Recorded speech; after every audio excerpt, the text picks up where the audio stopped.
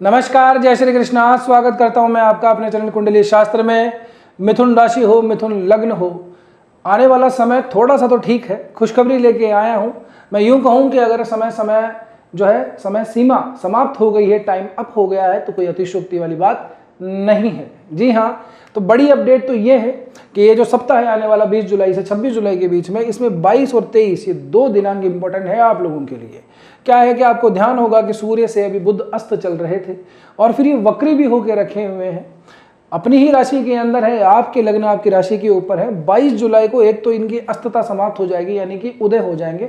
पश्चिम दिशा में उदय होंगे, जब आप देखेंगे तो हम इसको उदय ही मानेंगे, यानी कि ये जो अस्तता थी ये समाप्त हो गई। कोई ग्रह जब अस्त हो जाता है तो अपने फल बहुत ज़्यादा कम कर देता है। अगले ही दिन इनकी जो चाल है वो जैसे वक्री चल रही थी, वो वक्री होकर वापस से मार्गी हो जाएगी। यानी कि दोनों ही बातों के अंदर आपके लग्नेश आपकी राशि जो है अब अपने पूर्ण प्रभाव, पूर्ण फल देने के अंदर सक्षम होने वाले हैं। यही सबसे अच्छी बात है, यही सबसे बेटर आप लोगों के लिए न्यूज़ रहने वाली है। इसके बाद में और भी देखिए, इसी 22 जुलाई और 25 जुलाई को 2 बड़ी डेट्स हैं, इनको भी थोड़ा सा नोट कर लीजिए। बहुत लोगों के काम में आती है, आपके भी आ सकती हैं। क्या पता किस वक्त क्या चीज़ हमारे सामने आ जाए, ठीक है ना। 22 जुलाई को बड़ला नवमी है। ये तिथि जो है ये अबूझ समय की है, अबूझ मुहूर्त इस दिन माना जाता है। यानी कि कोई भी शुभ काम करना हो, कुछ भी XYZ जो भी आपके जीवन में शुभ काम है, उसके लिए 22 जुलाई और 25 जुलाई ये दोनों ही तिथियां अबूझ मुहूर्त की हैं। देवशोनी एकादशी 25 जुलाई की रहेगी, यानी कि शादी ब्याह के लिए आखिरी दिन है। इसके बाद के अंदर आने वाले 4 महीने तक सनातन परंपरा के हिसाब से विवाह आदि नहीं होंगे। अब बात कर लेते हैं कुछ और चीज़ों की। देखिए, एक बात मैं आपको जो गुप्त रूप से वो बता दूं, आपको उदय और आपको मार्गी तो बता दिया, लेकिन नवमांश चक्र में जब देखेंगे तो ये जो बुध है पूरा सप्ताह ही ये मेष राशि के अंदर मिलेंगे। जी हाँ, नवमांश चक्र के अंदर बुध आप लोगों को मेष राशि में प्राप्त होंगे। लाभ भाव के अंदर नवमांश में गए हुए हैं मेष राशि में। तो आप लोगों के लिए तो ये जो अब आने वाला जो वीक है, जो काम क्या है इतने दिनों से डिले हैं, थोड़े से क्या है हमारे ऐसे चल रहे हैं कि बस हो जाए जैसे तैसे करके तो ठीक है, नहीं तो भैया अब अगले वीक में शुरू होगा। मंडे से काम शुरू हुआ, सैटरडे आ गया, फिर सैटरडे है भैया आज तो नहीं होगा। तो अब जो आने वाला जो समय है आप लोगों के लिए ये इन चीज़ों के लिए बहुत बढ़िया है। काम डिले नहीं होंगे, फास्ट काम होंगे। आपके खुद के अंदर भी आप देखिएगा स्फूर्ति जरूर से आएगी, क्योंकि बुध जो है एक चंचल प्रवृत्ति टाइप का ग्रह है।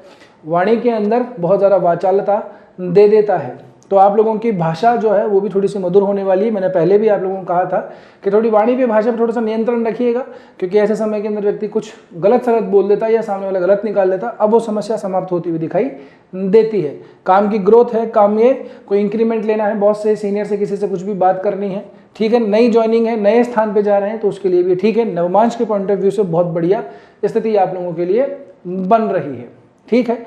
करियर के पॉइंट ऑफ व्यू से आगे बात कर लेते हैं। इस भाव का स्वामी गुरु है आप लोगों के लिए। द्वितीय भाव में सूर्य और गुरु का जबरदस्त तरीके से मिलन हो रखा है, बहुत जबरदस्त राजयोग बनता है। लेकिन गुरु अभी अस्त चल रहे हैं, तो क्या किया जाए। देखिए क्या है, गुरु जो है वो भी 20 जुलाई के दिन, थोड़ा सा मैं डिटेलिंग में बात करूंगा लेकिन आसान भाषा में आप लोगों को समझा दूंगा। आपको लगेगा कि यार ये ऐसे कैसे, हमारे को इतनी ज़्यादा ज्योतिष नहीं आती, थोड़ा सरलता समझाओ, तो मैं सरल ही बता रहा हूँ। गुरु नवमांश के अंदर देखेंगे 20 जुलाई को वैसे पुष्य नक्षत्र के तीसरे चरण में प्रवेश करेंगे, तो नवमांश में आप लोगों को पंचम भाव में पड़ जाएगा ये, यानी कि तुला राशि के अंदर। तो ज्ञान का उदय यहाँ से आप लोगों को दिखाई देता है, आपके नॉलेज के अंदर वृद्धि दिखाई देती है। अब चाहे आप हो, आपके संतान हो जो पढ़ने लिखने वाली है, कॉम्पिटिशन एग्जाम वगैरह की तैयारी कर रही है, या किसी भी नए स्ट्रीम में अभी प्रवेश लिया है, शुरुआती चरण के अंदर दिक्कत आ रही होगी, लेकिन अब जो समय है वो ठीक रहने वाला है। यानी कि दिमाग की जो क्षमता है, जो सामर्थ्य है, जो स्मृति शक्ति है, वो इस समय पर बढ़ती हुई दिखाई देती है। शुरुआत का जो समय है हमारे लिए मंगल की दृष्टि से और सूर्य की दृष्टि से देखें तो सूर्य तो वर्गोत्तम है, यहीं मिलेंगे आप लोगों को।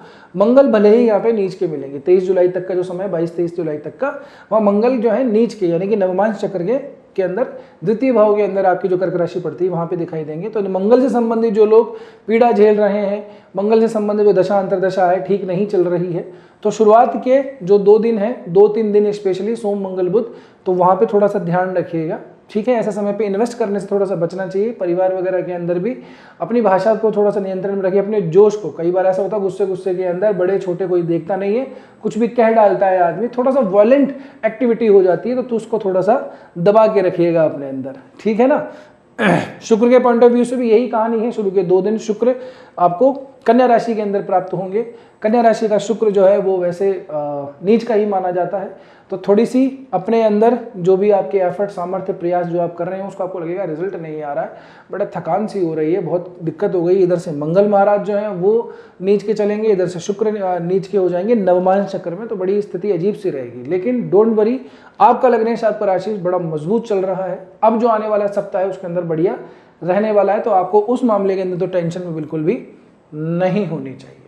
करियर के पॉइंट ऑफ व्यू से ठीक समय है आपका, क्योंकि मूल त्रिकोण के अंदर जो राशि पड़ती है कुंभ राशि, उसका स्वामी शनि ही बनता है। शनि आप लोगों के लिए कारक ग्रह बनता है। वैसे तो नवमांश के अंदर ये 8वें भाव के अंदर मिलेगा, करियर के भाव में पड़ा हुआ, इस भाव का स्वामी उच्च का चल रहा है, तो करियर के पॉइंट ऑफ व्यू से तो ठीक है समय। जिन लोगों के लिए थोड़ा सा ठीक नहीं है, जॉब वगैरह की दिक्कत आ रही है, और भी कई तमाम चीज़ें हैं जो अपने वर्किंग करियर लाइफ के अंदर प्रॉब्लम झेल रहे हैं, तो उसमें शनि का इतना बड़ा रोल नहीं दिखाई देता, किसी और ग्रह का है। जो भी है आपकी पत्रिका देखने के बाद में स्पष्ट रूप से समझ में आ सकता है। बहरहाल अभी करियर के पॉइंट ऑफ व्यू से ठीक है। आपका लग्नेश लाभ भाव के अंदर जा रहा है, मेष राशि के अंदर नवमांश में, तो ये और भी अच्छी स्थिति है। कोई बात करनी हो अपने बॉस, सीनियर वगैरह से, तो जरूर से कीजिएगा। अपने दोस्तों का सहयोग इस समय पे व्यक्ति को मिल जाता है। जो भी आपके चित्त परिचित जानकार हैं, तो कहीं पे भी टेलीफोन घुमाना हो, मोबाइल करना हो, फोन करना हो, तो जरूर से कर लीजिए। अगर कोई फेवर उनकी तरफ से आ जाए तो बढ़िया ही है, आप लोगों के लिए वो प्रॉफिटेबल रहेगा।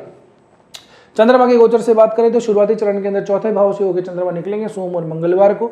ये धन भाव का स्वामी, परिवार भाव का स्वामी, द्वितीय भाव का स्वामी चौथे से आकर गुजर रहा है, तो ये शुभ स्थिति है। माता का जो स्वास्थ्य है वो भी उत्तम दिखाई देता है, वहां से भी सुख प्राप्ति होती है। कोई मौका पड़ जाए इधर, हमारे पास में कोई डेट मिल जाए ऐसी कि चलो ठीक है, कुछ देख लिया हमने, इसको खरीदना था, बड़े दिन से समय लगा रहे हैं, हो नहीं रहा है, तो ऐसे समय पे ऐसी स्थितियां बनती हैं, जरूर से उसका जो है सौदा करना हो कर लीजिएगा अपने सामर्थ्य के अनुसार। आगे बढ़ते हैं, चंद्रमा तुला राशि में बढ़ेंगे बुधवार और गुरुवार के दिन, ये भी आप लोगों के लिए काफी ठीक है।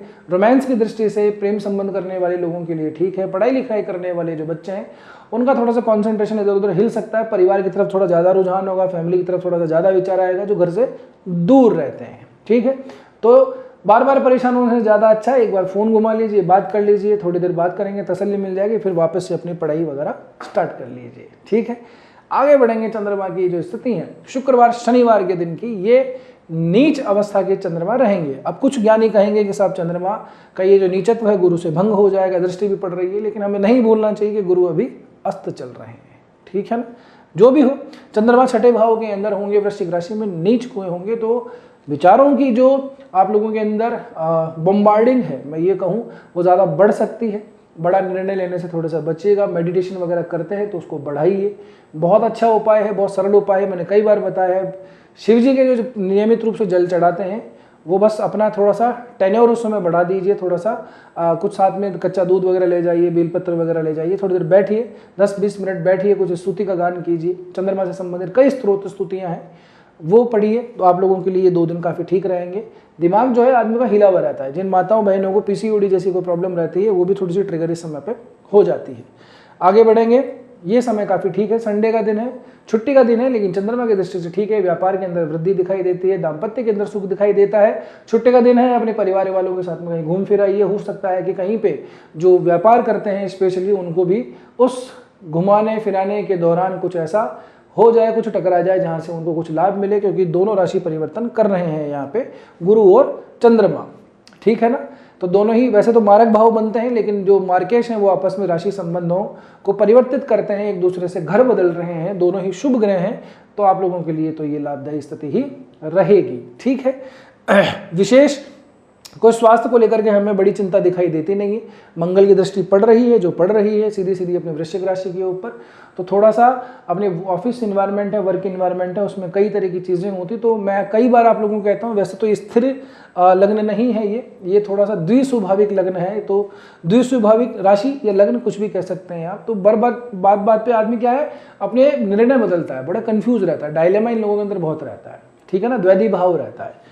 मंगल की दृष्टि पड़ रही है इधर से, तो कभी लगेगा कि अपने जो भी आपके ऑफिस पॉलिटिक्स हो, चाहे आस पड़ोस के लोग जो आप लोगों के लिए नेगेटिवली बिहेव करते हैं, उनके लिए लगेगा कि एक बार में सबको साफ कर दूं, ऐसा दिन आ जाए कि सबको बस बराबर कर दूं। कभी लगता है कि चलो छोड़ो यार, जाने दो। तो मंगल की दृष्टि पड़ रही है, तो और सब कुछ ठीक है, अपने क्रोध पर नियंत्रण रखिएगा, डिप्लोमेटिकली तरीके से आगे काम करेंगे तो फायदे में रहेंगे। बुध का आप लोगों को पूरा सपोर्ट मिल रहा है। फ्रंट फुट पे आगे सीधे सीधे करेंगे तो ऐसा ही मानिए कि आप शहीद ही होने वाले हैं और कुछ नहीं होने वाला। तो डिप्लोमेटिक चीज़ों का सहारा लीजिए, बुद्ध की जो नीति है, बुद्ध का जो ज्ञान है, बुद्ध की जो बुद्धि है, उसका प्रयोग कीजिए। आप लोगों के लिए यही जो है समय की नीति कहती है। अब यहाँ तक पहुँचे हो तो उम्मीद कर रहा हूँ कि वीडियो ठीक ही लगा होगा। वीडियो ठीक लगा है तो आप लोगों ने लाइक भी कर दिया होगा। रिक्वेस्ट मेरी ये है आप लोगों से, यही प्रार्थना है, जितना हो सके वीडियो को हाइप कर दीजिए। हाइप का अर्थ है कि जैसे ही लाइक करेंगे एक हाइप का ऑप्शन खुल जाता है, बस वीडियो को हाइप कर दीजिए। आप लोगों का कोटि कोटि धन्यवाद होगा, आप लोगों का कोटि कोटि जो है मैं आदर करूँगा बात का। खैर ठीक है, तो बस आज की वीडियो में इतना ही। मिलते हैं अगले वीडियो में, तब तक के लिए स्वस्थ रहिए, मस्त रहिए, अपना और अपने का ध्यान रखिए। जय श्री कृष्णा, जय श्री राम, हर हर महादेव, जय गौरी शंकर।